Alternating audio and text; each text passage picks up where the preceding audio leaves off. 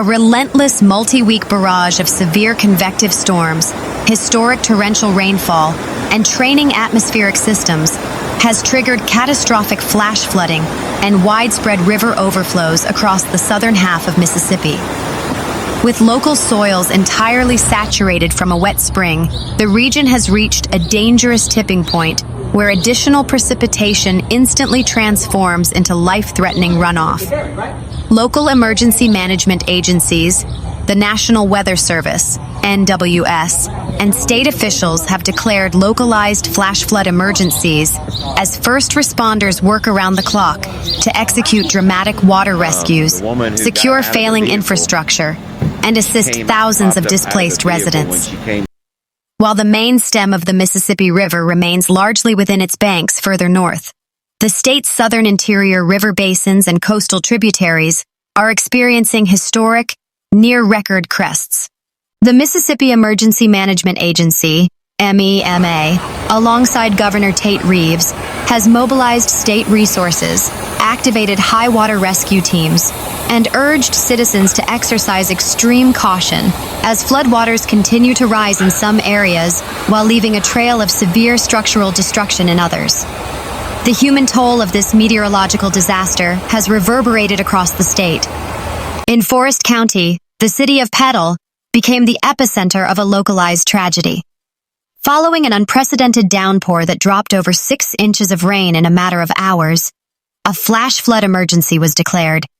Rapidly rising waters surged up to 12 feet high in low-lying residential zones and commercial corridors. Tragically, a 36-year-old mother lost her life when her sport utility vehicle was swept off a heavily flooded street into a churning culvert near a local shopping center. Despite the heroic efforts of bystanders and nearby emergency personnel, the immense velocity of the flash floodwaters prevented a successful rescue. Further south in Hancock County, first responders have faced an overwhelming volume of emergency calls. Parts of the coastal county were pummeled by more than a foot of rain over a 48-hour window, overwhelming local drainage systems and transforming suburban streets into rushing rivers. In the rural community of Kiln, the Jourdan River rapidly breached its banks, completely surrounding and cutting off access to approximately 100 homes within the Jourdan River Shores subdivision. High-water vehicles, airboats, and swiftwater rescue teams from local fire departments and state wildlife agencies have been working tirelessly to evacuate stranded residents, many of whom were trapped on the upper floors or roofs of their homes. Emergency operations centers report that while dozens of residents have been successfully pulled from submerged vehicles and flooded structures, many families have chosen to shelter in place, relying on emergency personnel to deliver essential supplies via watercraft. Local gymnasiums, churches, and civic centers have been hastily converted into temporary emergency shelters to house hundreds of displaced citizens who fled their homes with nothing more than the clothes on their backs. The sheer volume of water cascading through Mississippi's hydrological networks has forced multiple river basins into major flood stages. Hydrologists from the National Weather Service are monitoring several critical waterways where water levels are testing the structural integrity of local levees and low-lying bridges. In Pearl River County, the situation remains highly volatile. The Hobolochitto Creek has spilled violently over its banks, inundating major residential streets in Picayune and surrounding unincorporated areas. The flooding has left dozens of neighborhoods entirely marooned, with water levels reaching mailbox heights in the worst affected sectors. Simultaneously, the main channel of the Pearl River is experiencing massive upstream runoff. Hydrological models indicate that the Pearl River will remain stubbornly locked in a high flood stage for several consecutive days, with projections showing it will not recede below flood stage until at least May 31st. This prolonged inundation poses a severe risk of structural rotting, mold development, and long-term utility outages for riverside properties. Located just north of Pass Christian in Harrison County, the Wolf River has undergone an astonishingly rapid rise, swelling more than 5 feet above its critical flood threshold. The bloated river has swallowed major coastal arteries and secondary roads, including extensive sections of Menge Avenue, completely disrupting regional logistics and cutting off commuter routes between coastal cities.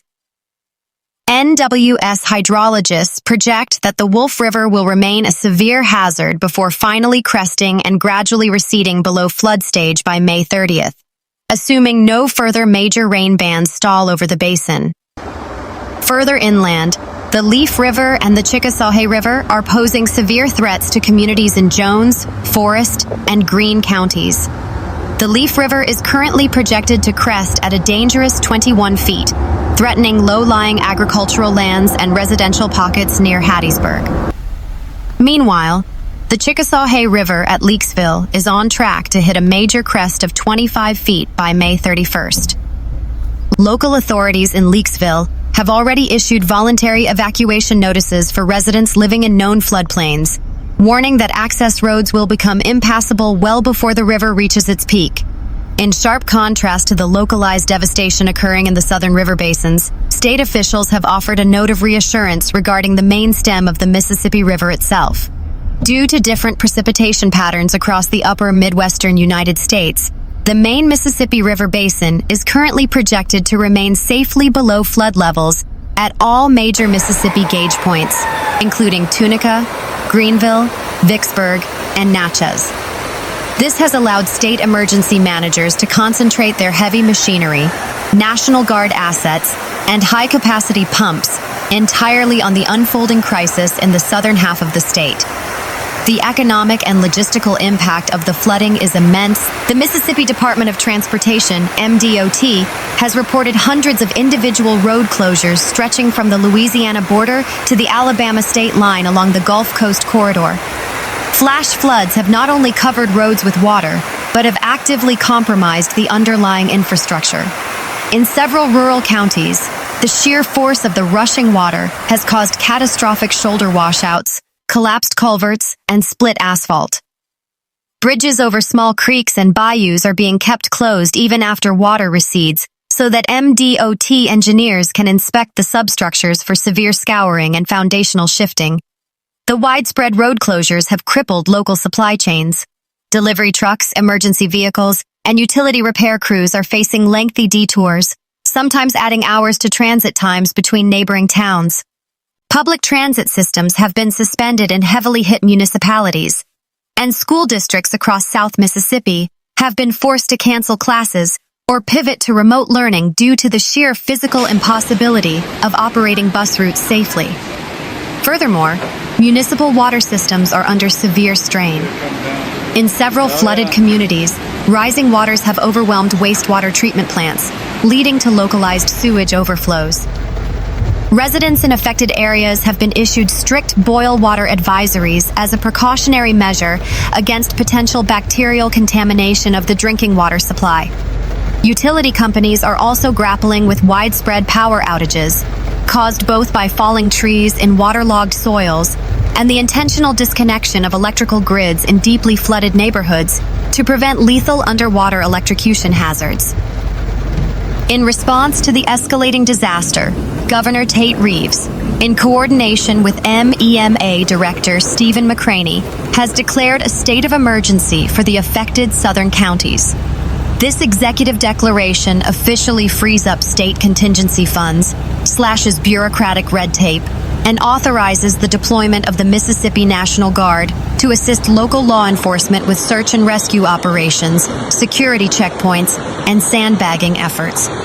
Our state has been dealt a severe blow by these unprecedented rains, but the resilience of Mississippians is unmatched, Governor Reeves stated during a press briefing at the state capitol. We have deployed every available asset, from high water asset vehicles to structural engineers, to ensure the safety of our citizens. Our immediate, unwavering priority is saving lives and protecting vulnerable communities from these rising waters. MEMA has established a centralized logistics staging area to distribute millions of sandbags, clean drinking water, ready-to-eat meals, MREs, and industrial-grade water pumps to local municipalities. The agency is also utilizing advanced drone technology and satellite imagery to map the exact footprints of the floodwaters in real time. This data allows emergency management coordinators to dynamically deploy assets to the neighborhoods facing the most immediate threats. On the ground, Grassroots volunteer organizations, including the American Red Cross, the Salvation Army, and numerous local faith-based disaster relief groups, have established a robust presence. Volunteer kitchens are churning out thousands of hot meals daily for storm victims and weary first responders. Supply distribution centers have been set up where families can pick up clean clothing, hygiene kits, diapers, and cleanup supplies like bleach, brooms, and heavy-duty trash bags. As South Mississippi navigates the peak of this hydrological crisis, emergency management officials and the National Weather Service have reissued urgent, life-saving safety directives to the public. Local authorities emphasize that the danger does not end when the rain stops. Rather, riverine flooding often peaks days after the final raindrops fall. This remains the most critical, life-saving rule of flood safety. Drivers consistently underestimate the immense physical power of moving water. It takes a mere 6 inches of rushing water to knock an adult off their feet, and just 12 inches of water to float and carry away a standard passenger car.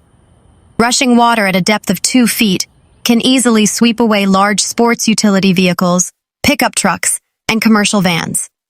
If a road is covered in water, turn around immediately and find an alternate route. Flash flooding is exponentially more lethal after dark. When driving at night, it is virtually impossible to accurately judge the depth of water on a roadway or to see where a road has completely washed away. Many flood-related fatalities occur when motorists unknowingly drive directly into deep water or missing bridge approaches during the night. Floodwaters are not just muddy water. They are highly toxic, dynamic hazards. Hidden beneath the surface are displaced wildlife, including venomous snakes and fire ants, sharp structural debris, downed live electrical wires, and open manhole covers. Swimming, wading, or playing in floodwaters should be strictly prohibited to prevent drowning, severe physical injury, or exposure to hazardous chemical runoff and raw sewage. Residents living near rivers, creeks, or bayous must continuously monitor local weather alerts, NOAA weather radio, and official updates from local emergency management offices. If an evacuation order is issued for your area, do not hesitate. Leave immediately.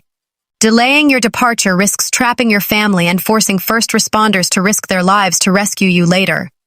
For residents whose homes have already been breached by water, MEMA advises taking extensive detailed photographs and videos of all structural damage and ruined personal property before beginning any cleanup efforts.